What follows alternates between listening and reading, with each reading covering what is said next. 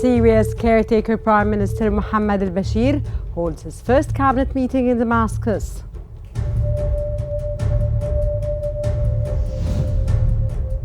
Iran's supreme leader Ayatollah Khomeini claims that the United States, Israel and a regional ally plotted Assad's toppling.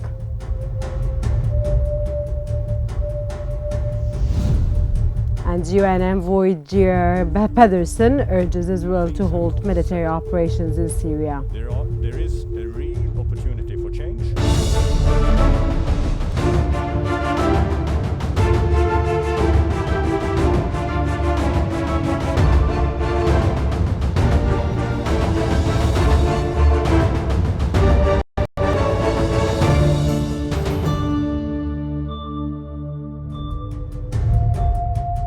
It's exactly 4 p.m. Car local time and you're watching Qnews.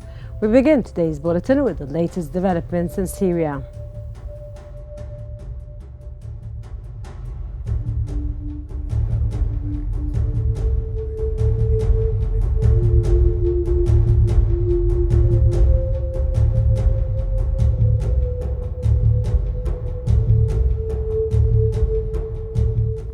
Syria's new caretaker Prime Minister Mohammed al-Bashir has convened his caretaker government in Damascus just days after the ousting of President Bashar al-Assad. In a brief televised address, al-Bashir announced on Tuesday that he is assuming leadership of the country with the backing of armed factions that toppled Assad 3 days ago. He stated that he would head the interim authority until the 1st of March.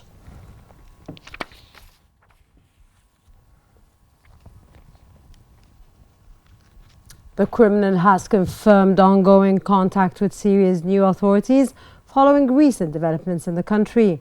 Kremlin spokesperson Dmitry Peskov stated that Russia is closely monitoring the situation, emphasizing the importance of ensuring the security of Russian bases and its diplomatic mission in Syria. He underlined that protecting these facilities is a top priority for Moscow.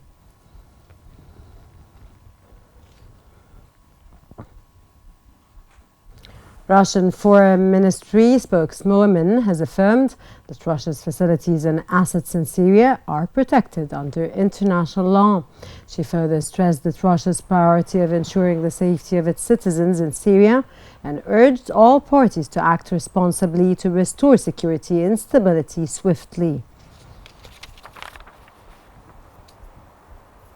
Безусловный приоритет для нас имеет безопасность всех российских граждан, находящихся на территории. Iraqi Prime Minister Mohammed Shia Sudani met with U.S. Central Commander Michel Kurella in Baghdad to discuss recent developments in Syria. The Sudani emphasized the need to respect the will of the Syrian people and expressed Iraq's readiness to assist during Syria's transitional phase. Kurella reaffirmed the U.S. commitment to supporting Iraq and safeguarding its security and sovereignty.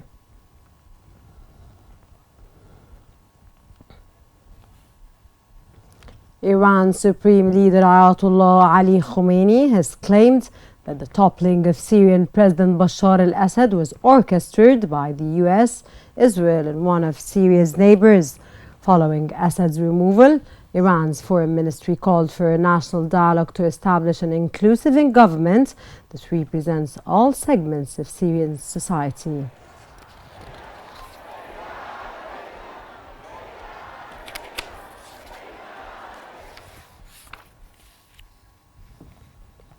Israeli troops and military vehicles have been spotted at the border fence of the buffer zone between the occupied Golan Heights and Syria.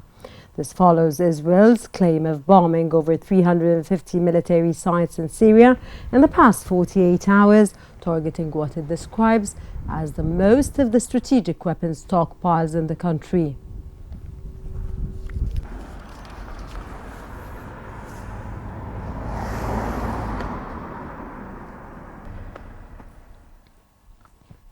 Syria's new interim prime minister has outlined plans for stability, refugee returns and essential services.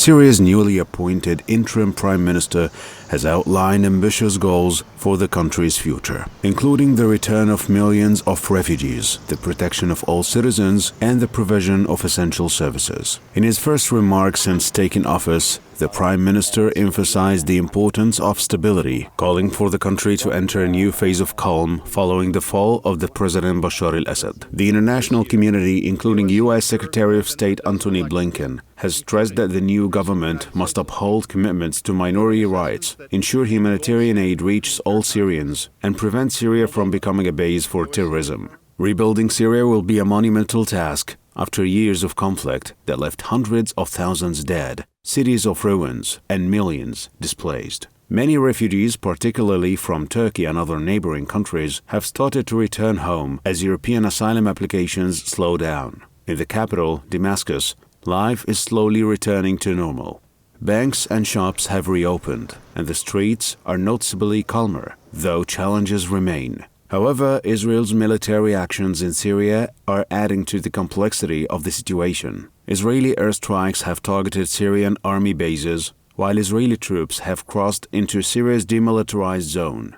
This move has been condemned by several regional powers, including Turkey, Egypt, and Saudi Arabia, but Israel claims its presence is temporary. The coming month will be crucial in determining whether Syria can achieve its ambitious goals and navigate both internal and external pressures. And for more analysis on the situation, we now move on to Salma Al-Faqi in our newsroom. Salma?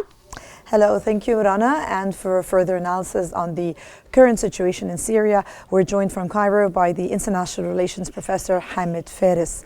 Welcome to Qnews, Mr. Hamid. And let me first ask you, how do you see the Russian Foreign Ministry's statement on the U.S. interest in Syria reflect Moscow's broader geopolitical strategy in the region?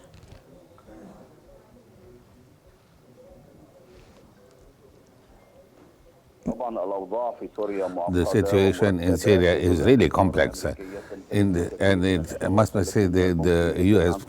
is playing a big role in this, and this also displays a strong political will from the U.S. part to play a bigger role in the political scene in Syria, and this means that this will affect the stability of the current regime in Syria. And it is.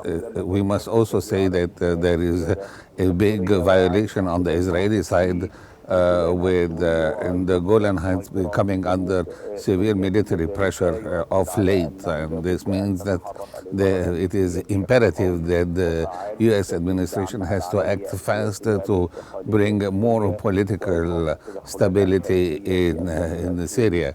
This is important on the political scene in Syria. And I must say that what has happened currently in Syria represents a big pressure on the Israeli side, and also means that the Turkish and American sides have had a big role playing in this on the political scene in Syria. And it is imperative that the U.S. administration has to act rapidly on the political scene, so as to make sure that the influence of the Iranian and Russian presence on Syrian territory has to be curbed, and it is necessary that the United States has to act so as to show more political will in this respect, and may have a big role in putting more pressure on the Israeli counter side, so as to reduce the pressure on the Golan Heights, and particularly on Qnews as one of the targeted cities. And Mr. Faris, what do you think the implications might Israel's recent strikes on the Syrian military assets have for regional stability and its relationship with Syria and Iran?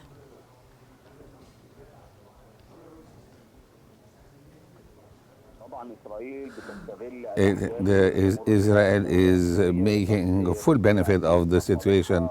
Obviously, the interests, military interests, and other on the Israeli side is very influential on the scene in the current position, especially that the Syrian army has faced is a big defeat in the current and has become a very, very weak opponent on the ground now, and Israel is proceeding with its hope to go from the Euphrates to the Nile, and this is really a very serious escalation of the situation, and this represents a big threat menacing the stability of the Syrian territory,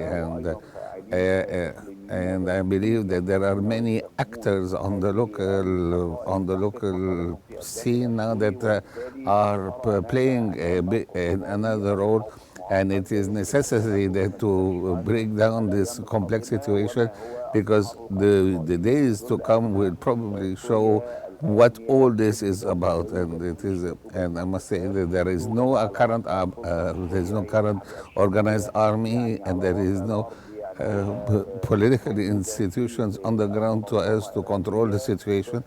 So, and this is according to the fact that there has been strong moves from the American side and European side on Russian territory now. And the representative of the European Union has already said officially that the situation is really a big threat to the situation. And Mr. Faris, and how would you think Russia's position on the U.S. involvement in Syria influenced international diplomatic efforts, particularly with regard to the ongoing Syrian conflict, do you think?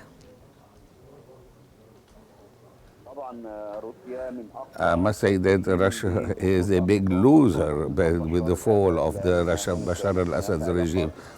The strategic relationship that was there between Russia and Syria meant that there were Russian strongholds in especially the Tarsus naval base.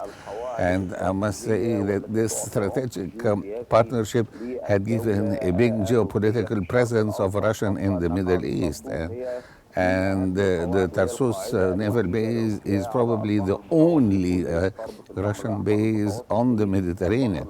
And this means that there is an important link between this and Tarsus and the Russian Navy in the Mediterranean, and of course the link with the Black Sea means that this link is now broken, and I really cannot predict what will happen with the Russian position now that the Russian positions now are at a big risk on Syrian territory, and there was even a spokesman from the Russian Foreign Ministry that said that this was a big threat, and that it was imperative to make sure that the Russians were present there, because this would be one way of diffusing the tension on the territory.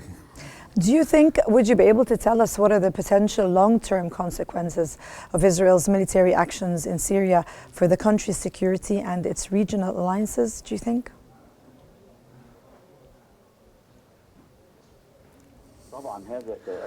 This will definitely affect the stability of the entire region. And I believe, and I will not be exaggerating if I say that the region is on the brink of a serious war that might explode at any time. The escalation is really very serious and is taking proportions that are way beyond the expected. And I must say that now that there are so many fronts, Gaza and in the Golan, and the IDF, Israeli Defense Forces, are really now putting extensive pressure on the Golan Heights, and they have not even withdrawn from Lebanon. And to this moment, we have severe, strong incursions from the IDF in Syria and in Lebanon, and they are planning to put up a buffer zone there, which also means that this will be, on the long term, a very big threat to the stability of the region, and eventually coming to bring the creation of a new state on this territory. And I must also say that there are also groups in Iraq that are making benefit of this situation, and they are putting further pressure on the Syrian-Iraqi border, and this means that the IDF may become, with the unconditional support that it is getting from elsewhere, it may even be a threat to the Iranian nuclear potential, and this may bring Iran on the scene of a possible conflict, military conflict, and this, I believe that the entire region can go into a big swamp, and I believe that we're on the brink of a catastrophic situation. And from Cairo, that was International Relations Professor Mr. Hamid Faris. Thank you so much, Mr. Faris, for your insights and being with us on Q News. And we're back to you again, Rana. U.S. Secretary of State Antony Blinken discussed the situation in Syria with counterparts from Egypt, Jordan, the United Arab Emirates and Qatar. State Department spokesperson Matthew Miller stated that while Hayat Tahrir al-Sham used the right words, the United States would assess their actions. Miller also emphasized the United States' expectation for those in power in Syria to secure and eliminate any chemical weapons found. Foreign Minister Abdullah bin Zayed Al Nahyan, Qatari Prime Minister and Minister of Foreign Affairs. The United Nations Special Envoy for Syria, Geir Pedersen, has urged Israel to halt its military operations in Syria. At a press conference, Pedersen called for calm and stressed the need for credible transitional arrangements in Damascus that ensure the representation of all segments of Syrian society. He warned that failing to do so could lead to further conflict in the region. There is a real opportunity for change, but this opportunity needs to be grasped. The United Nations has condemned any violation of Syria's territorial integrity. UN Secretary General Antonio Guterres' spokesperson emphasized that such attacks are unacceptable. He further stated that Syria is at a turning point and neighboring countries should not use this moment to encroach on its territory. Syria, we're against these types of attacks. I think this is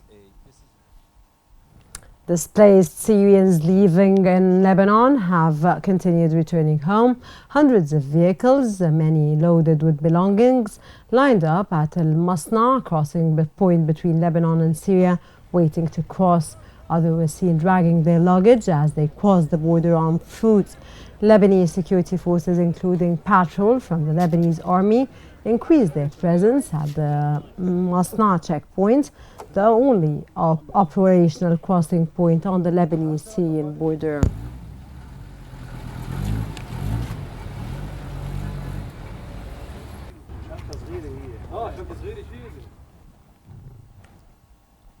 Now we move on to the latest developments in Gaza.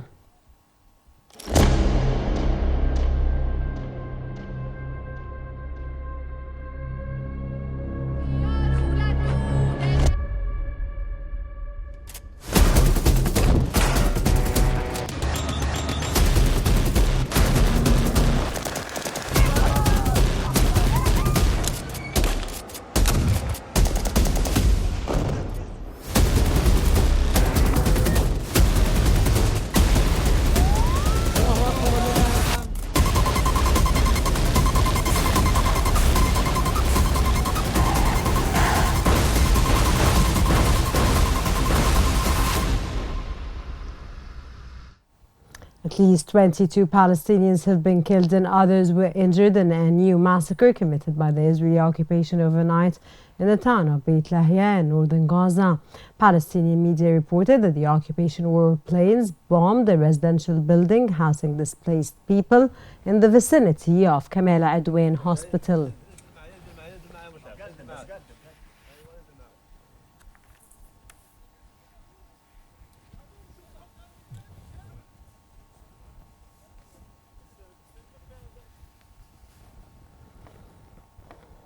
Dozens of civilians were killed and injured last night when the occupation forces bombed civilian houses in the Nusrayat camp in central Gaza and around Kamel Adwan Hospital in the north.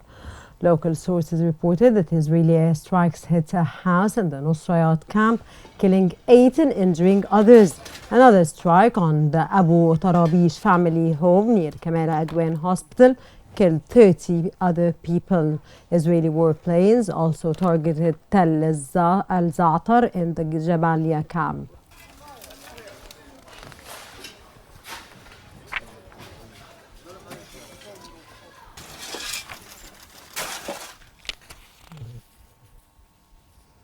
Nine Palestinians, including a female journalist and her child, have been killed in Israeli occupation strikes on different areas in the Gaza Strip.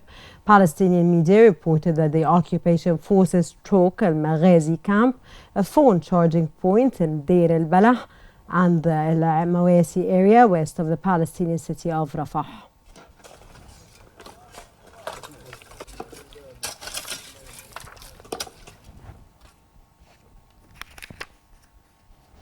Gaza-based health authorities have announced that the death toll from Israeli attacks on the Gaza Strip has climbed over to 44,805, with over 106,257 others wounded. According to medical reports, Israeli occupation forces committed 2 massacres against families in the Gaza Strip over the past 24 hours, resulting in the killing of at least 19 Palestinians and the injury of 69 others.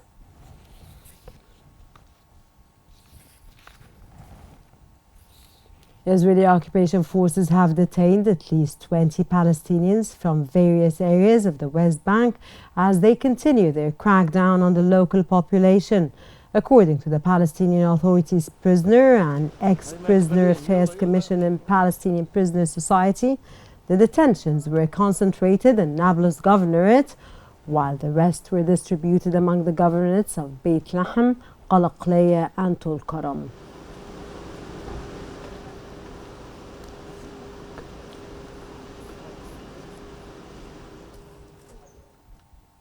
The UN Senior Coordinator for Humanitarian Affairs and Reconstruction in Gaza, Sigrid Kaag, has said that the situation in Gaza is completely devastated and that the picture is bleak as civilians in the Strip continue to suffer. Kaag, speaking at the United Nations headquarters, highlighted the inhuman conditions civilians face and the obstacles preventing aid delivery. She also warned of worsening lawlessness and looting, which undermines social stability. She added that with political will and adherence to agreements, like during the polio vaccination campaign, aid can reach those in need. Humanitarian law and the responsibility, accountability of the parties lies there. But you can ask us, are we ready?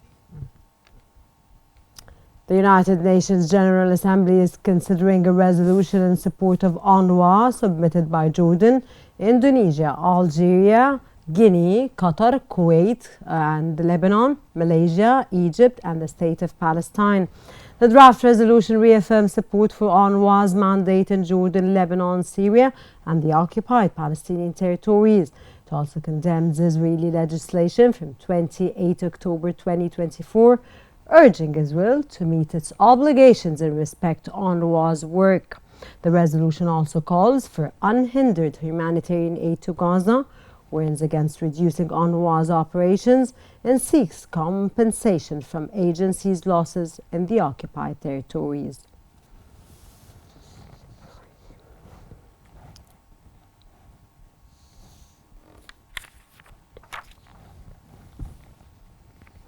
Israeli Prime Minister Benjamin Netanyahu has promised to knock down corruption allegations against him as he began testifying in his long-running trial. In his opening testimony in a packed Tel Aviv courtroom, Netanyahu urged that he was a dedicated leader and a defender of Israelis' interests. He also said that he could balance appearing at his trial with his duties as Prime Minister at a time when Israel is still fighting a war in Gaza and contending with the fall of Bashar al-Assad in neighboring Syria.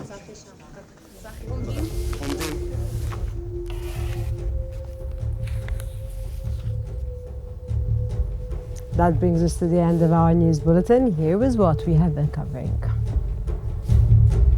Syria's caretaker Prime Minister Mohammed al-Bashir holds his first government meeting in Damascus.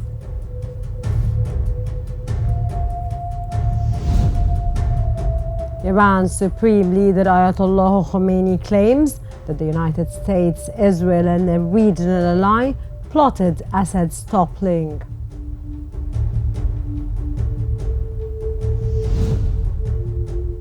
UN envoy Geir Pedersen urges Israel to halt military operations in Syria. A real opportunity for change, but this opportunity...